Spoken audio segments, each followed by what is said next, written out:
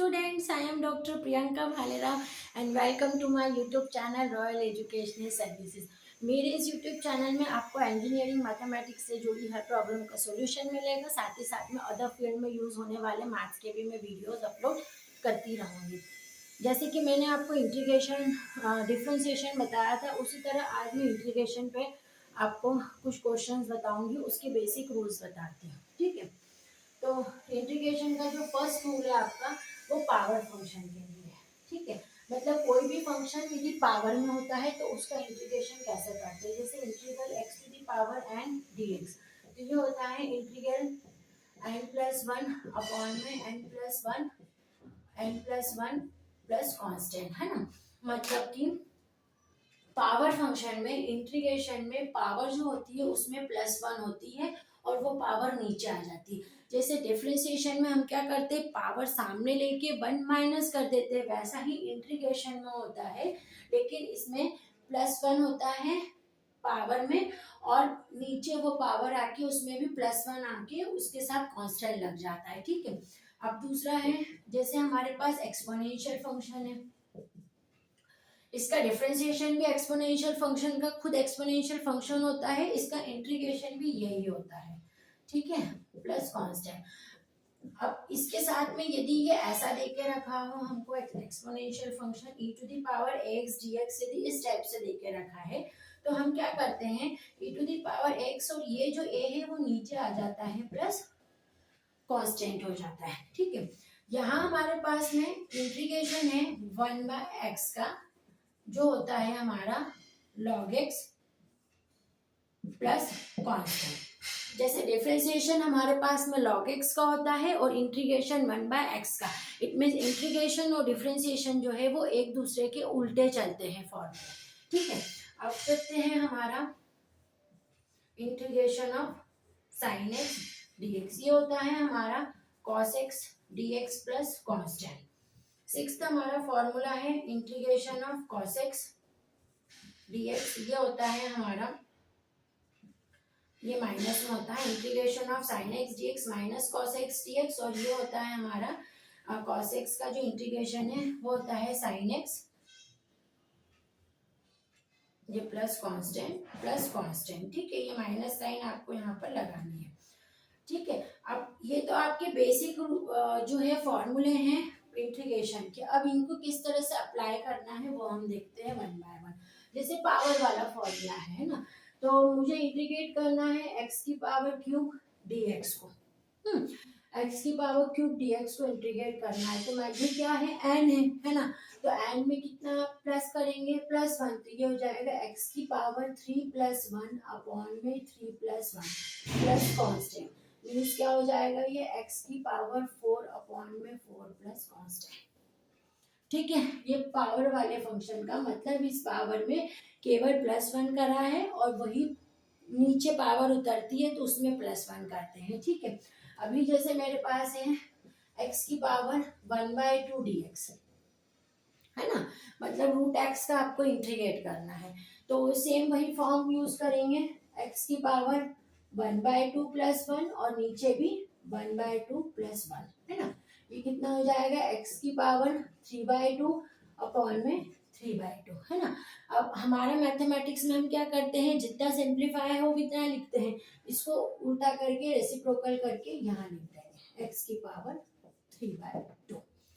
ठीक है, तो ये हमने पावर नोटेशन का जो है वो इंटीग्रेशन करा है ना। अब जैसे कि मेरे पास है integration of minus four dx, ऐसा भी हो सकता है, नेगेटिव पावर में भी आ सकती है ना। तो आप इसका इंटीग्रेट कैसे करोगे, x की power minus four plus one upon में minus four plus one equal to x की पावर माइनस थ्री अपॉन में minus three. It means x की पावर माइनस थ्री अपॉन में थ्री, इसको और सिंप्लीफाई कर देंगे माइनस वन अपॉन में थ्री एक्स क्यूब। ठीक है, एक बार और देख लेंगे, minus four plus one equal to x की पावर माइनस थ्री अपॉन में माइनस थ्री, माइनस यहाँ लिख दिया, थ्री यहाँ, इस x की पावर माइनस थ्री को पॉजिटिव पावर करी तो इसको नीचे ले आए, मतलब आंसर क्या होगा, minus one by three x cube. ठीक है, तो ये जो सारे एग्जाम्पल थे ये पावर वाले थे, है ना। अब जैसे कि मेरे पास में इंटीग्रेशन आ जाए करने को e to the power 2x dx का इंटीग्रेट करना है मुझे, ठीक है। तो आप क्या करेंगे, सीधे फॉर्मूले पे जाएंगे कि e to the power x का इंटीग्रेशन क्या होता है, e to the power x by a plus constant. तो यहाँ पर हम क्या करेंगे, e to the power 2x by 2 plus constant. Simple क्या करना है, ये पावर नीचे आ जाएगी, जैसे कि डिफरेंशिएशन में ये जो कांस्टेंट था, जो ये यहाँ आता था, ये नीचे उतर जाती है, ठीक है। ये एक्सपोनेंशियल फंक्शन का है, ठीक है। अब जैसे कि हमारे पास में है एक क्वेश्चन और मैं लेती हूँ इसमें कि आपको डिफरेंशिएट करना है x की power -3 plus e to the power 2x plus 1/x, है ना। सपोज ये आपको एक एक्सप्रेशन देके रखा है और इसका आपको इंटीग्रेशन निकालना है, ठीक है। तो जब भी पावर में जब भी आपके फंक्शन ऐसे आते हैं जैसे एडिशन में अलग अलग दिख रहे हैं, इसका मतलब होता है कि इंटीग्रेशन हर एक टर्म का अलग होता है, ठीक है। मतलब इसका भी इंटीग्रेशन होगा, इसका भी इंटीग्रेशन होगा और इसका भी। तो हम स्टार्ट करते हैं, जैसे कि हमने लगाया इंटीग्रेशन x की पावर -3 dx, बोला है इसको इंटीग्रेट करने का, तो फिर आपको ये साइन लगाना पड़ेगा इंटीग्रेशन का, जिसके रिस्पेक्ट में वो plus integration e to the power 2x dx plus integration 1/x dx, ठीक है।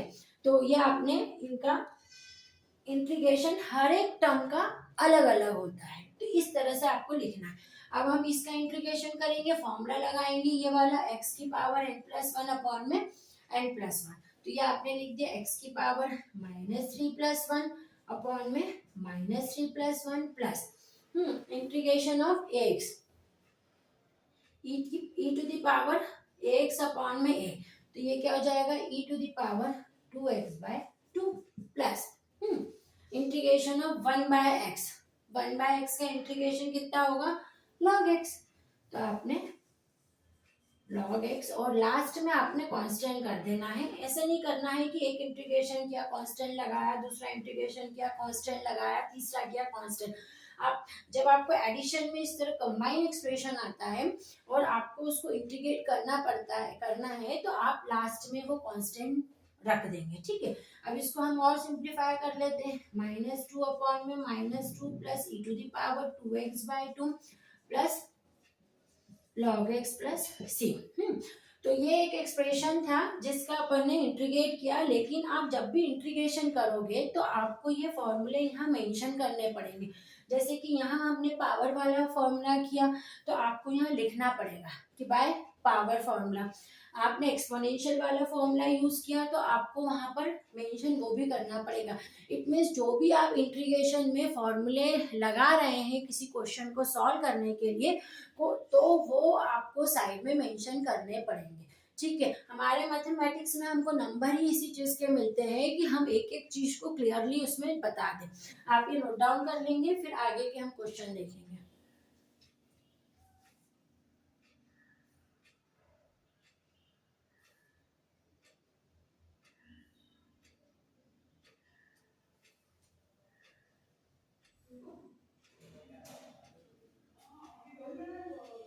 Thank you.